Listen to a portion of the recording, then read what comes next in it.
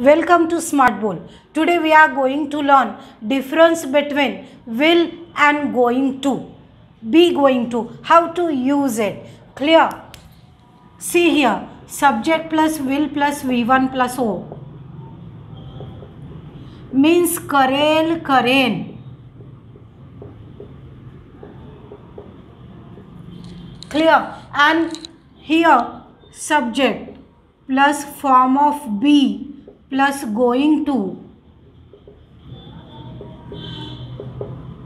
plus V1 plus O means what? करणार आहे. Near future करणार आहे.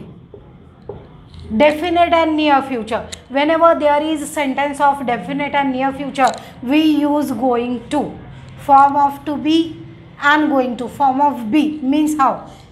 See here. मी माझ्या जीवनशैलीमध्ये बदल करेल. करेल means will plus V1.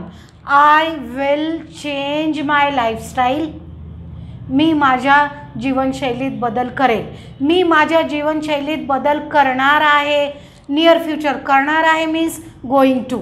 I am going to change my lifestyle. Clear? I am going to change my lifestyle म्हणजे मी माझ्या जीवनशैलीमध्ये बदल करणार आहे. क्लिअर? मग आता बघा, आपण बरेच वेळेस शेजाऱ्यांना तुम्ही नवीन फ्रीज घेणार आहात का अशी वाक्य बोलायचे. तुझे वडील येणार आहेत का? क्लिअर? त्याच्यामध्ये विल युअर फादर कम म्हणजे येईल का, येतील का, आणि इथे येणार आहेत का नियर फ्युचरमध्ये. हा डिफरन्स आपल्याला बऱ्याचदा समजत नाही आणि खूप कन्फ्युजन होतं. विल वापरायचं का मग नंतर वापरायचं काय हे समजत नाही. त्यासाठी ही माहिती की गोइंग टू वापरावं लागतं. कसं वापरतो आपण? तुम्ही नवीन फ्रीज घेणार आहात का? Are you going to buy a new fridge? तुझे वडील येणार आहेत का उद्या? है ना? कसं आहे? Is your father going to visit your house? समजतं आहे कसं? आता बघा, म्हणतो ते शिवाजी महाराजांचा पुतळा उभारणार आहेत. Definitely but in near future. है ना? ते शिवाजी महाराजांचा पुतळा उभारणार आहेत. They are going to erect statue of Shivaji Maharaj. Clear? समजलं? हाच फॉर्म आपल्याला निगेशनमध्ये पण वापरता येईल. कसा? हे जसं करणार आहे तसं करणार नाही. मी उद्या कार्यक्रमाला जाणार नाही. I am not going to attend that programme tomorrow. तू यास आता बघा वर्बल क्वेश्चन. तिसरा फॉर्म. पहिला प्लेन निगेशन. तिसरा आता फॉर्म वर्बल क्वेश्चन. तू स्पर्धेत भाग घेणार आहेस का? वर्बल क्वेश्चन विचारला. नियर फ्युचरमध्ये डेफिनेटली स्पर्धा होणार आहे. त्यामध्ये भाग घेणार आहे का हे आपल्याला विचारायचं आहे. तर कसं विचारायचं आहे? Are you going to take part? Are you going to take part in competition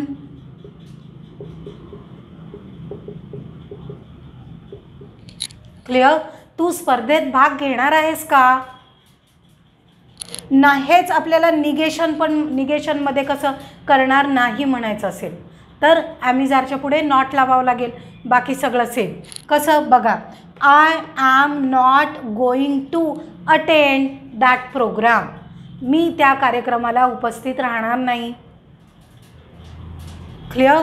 verbal question. याचंच वर्बल निगेशन पण आपल्याला करता येईल. करणार नाही आहे का? बघा,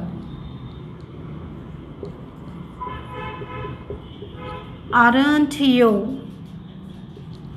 going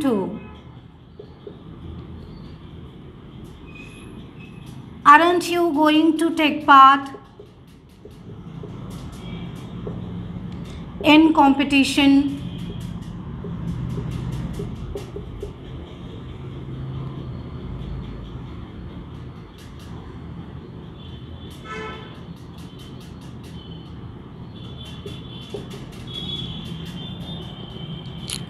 क्लिअर?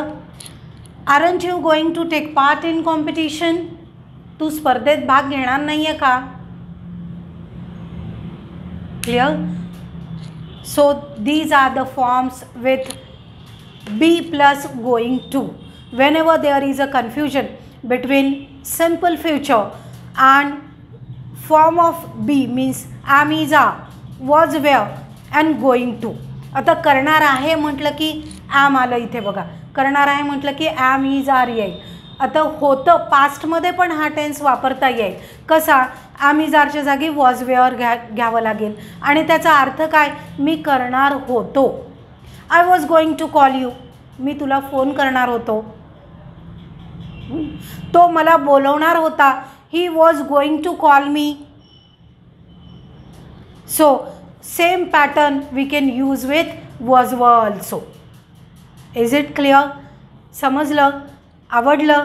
व्हिडिओ आवडला असेल तर लाईक करा, सबस्क्राईब करायला विसरू नका. पुन्हा भेटूच.